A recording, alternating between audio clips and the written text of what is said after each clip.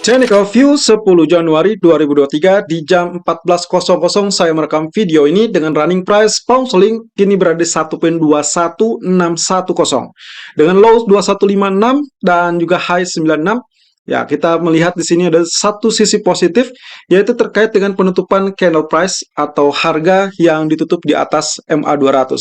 Ya, kemarin dia berhasil naik dengan bullish candle, kemudian ditutup dengan 1.2179. Itu berarti meninggalkan MA200 cukup tinggi, karena MA200 untuk saat ini berada 1.2013. Dan kita lihat ya, posisinya apakah dia sustain atau justru berbalik turun saat nanti Gubernur Bailey memberikan pidatonya.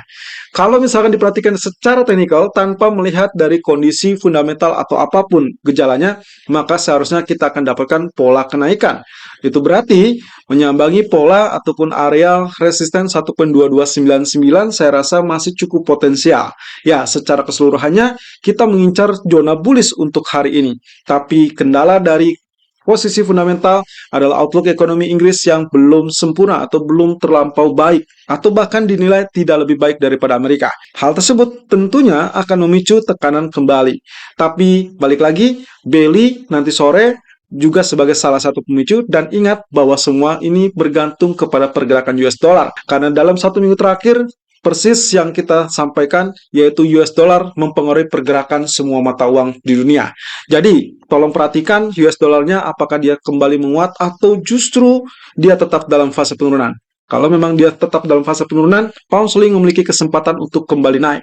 Nah, dengan demikian, penembusan dari level resisten trendline kemarin, maka kita bisa menentukan kembali areal Fibonacci retracement. Anda bisa menggunakan cara seperti ini.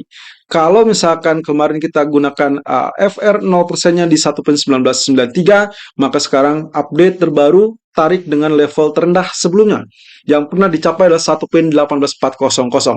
Nah, dengan demikian Anda bisa lihat di sini, setelah dia tembus level resisten trendline, sekarang dia berhadapan dengan zona FR 61.8%, dan sayangnya dia kembali mengalami rejection. Well, kalau seperti ini, hanya dua kemungkinannya, terjadi penurunan lebih lanjut karena dia tidak sanggup untuk menembus, atau akan ada trial kedua atau percobaan kedua yang berfungsi untuk mendobrak area 61.8%.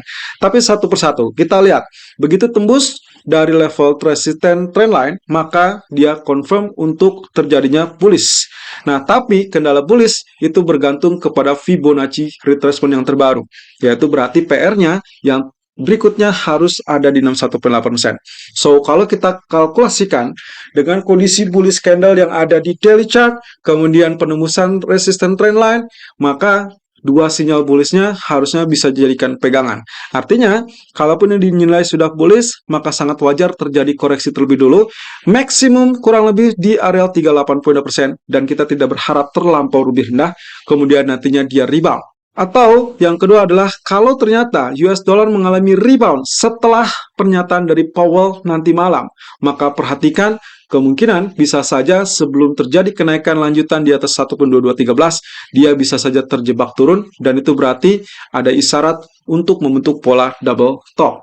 Dan itu berarti kondisinya kita tidak bisa mengharapkan kenaikan lebih lanjut, dan hati-hati, berarti tekanannya bisa kembali terjadi. Tapi untuk sementara kita menggunakan patokan bahwa dia sudah tembus dari resisten trendline. Itu sebabnya asumsi saya hari ini seharusnya terjadi lakukan buy. Ya, ini kaitannya dengan posisi 1.2100 ataupun 2120 sebagai zona potensial, atau maksimum di 1.2070 Anda bisa lakukan buy potensial. Nah, kemudian target maksimumnya 1.2240 atau terdekat di 1.2180. Ini menandakan kemungkinan kalau ternyata rejection di 61.8%, oke, Anda sebaiknya skip dan exit di 1.2200. Jadi tidak perlu menunggu maximum price ataupun maximum target 2240. Nah, untuk stop loss kita gunakan saja area di bawah 38.2% ini, yaitu di bawah 1.2070. Saya cantumkan di sini adalah stop loss 2040.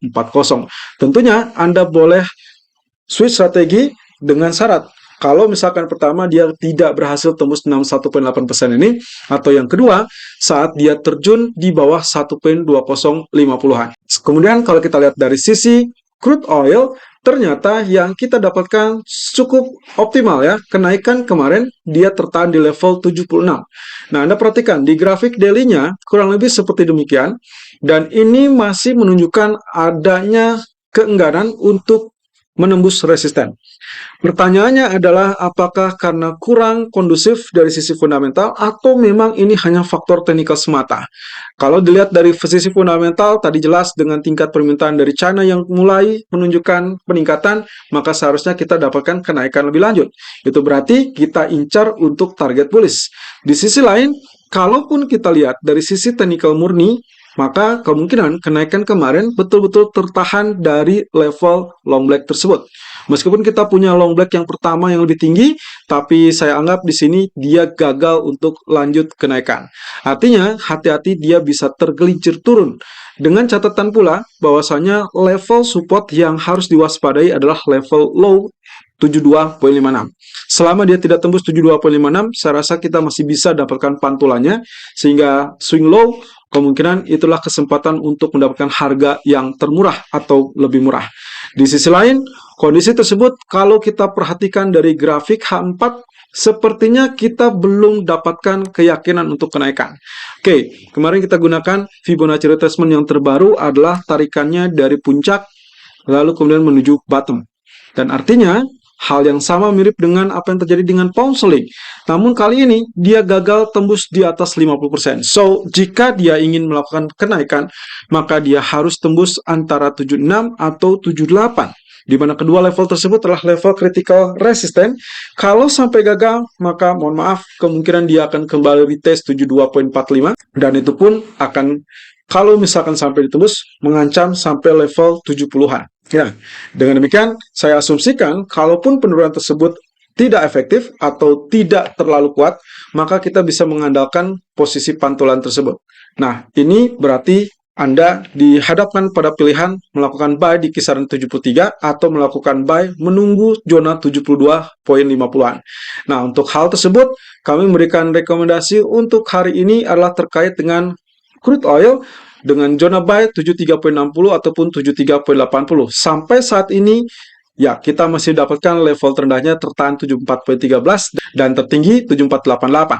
Ya, dengan target tersebut, maka kita juga mengantisipasi in case ternyata terjadi kegagalan di area 76 kemarin, maka target maksimumnya hanya dicantumkan di 75.80. Stop loss-nya 72.60.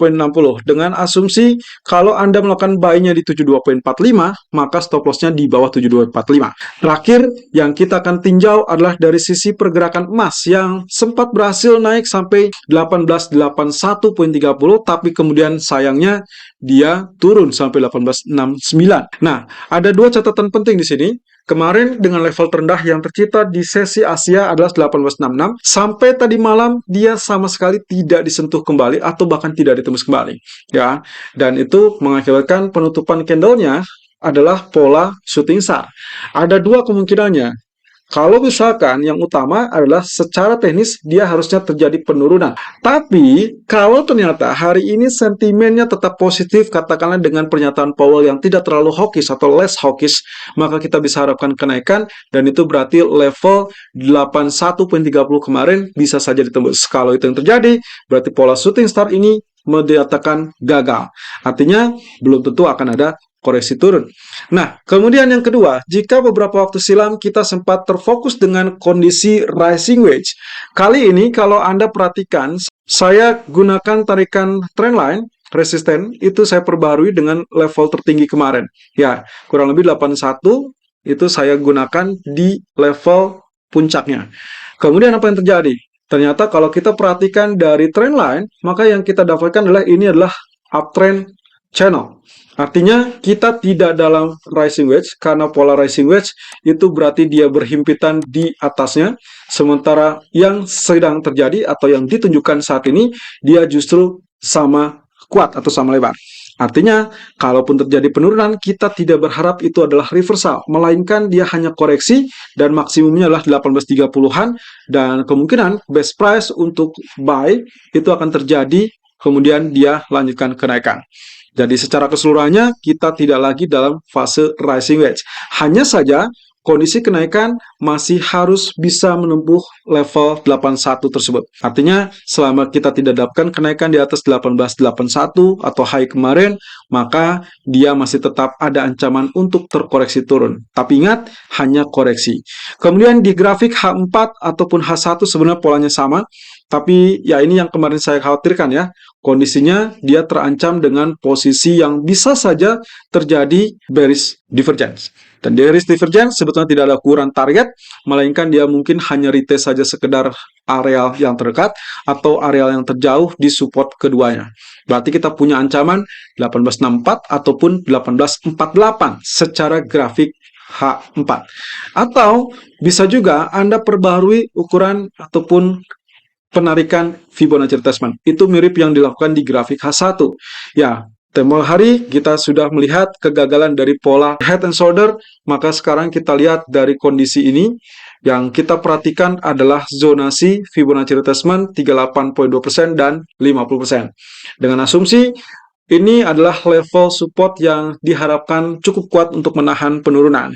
Nah, sayangnya gelombang penurunan tersebut, kalau Anda perhatikan, kelihatannya ini masih tetap diragukan untuk kenaikan. Jadi, bisa saja ada tekanan, meskipun tekanan tersebut bisa saja hanya setinggi dari pola tersebut. Artinya, kalau saya tarik lagi di sini, maka ketinggian dari triangle tersebut atau descending triangle tersebut kurang lebih itu hanya akan mencapai targetnya di kisaran 50%.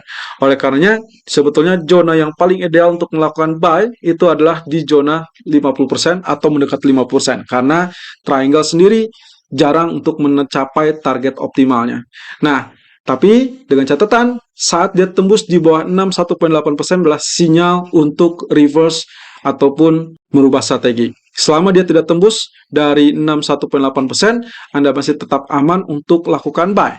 Dan catatan terakhir, opsinya adalah Anda bisa lakukan juga buy saat dia tembus 1877 atau 1881. Saya rasa yang paling optimal kita tunggu saja 1881 untuk make sure bahwa dia betul-betul break, bukan false breakout. Nah, dengan demikian, suggestion di grafik gold, kita memperkirakan lakukan buy di kisaran 56 ataupun 58, target optimal adalah 71, tapi untuk stop loss adalah 1850. Itu berarti tetap di bawah 61,8%. Tapi kalaupun misalkan Anda ingin hold posisi buy lebih lanjut, Anda harus make sure bahwa dia betul-betul tembus FR 0% ini. Selalu gunakan stop loss dan risk management sesuai dengan equity dan strategi trading Anda. Irfan untuk Agrodana.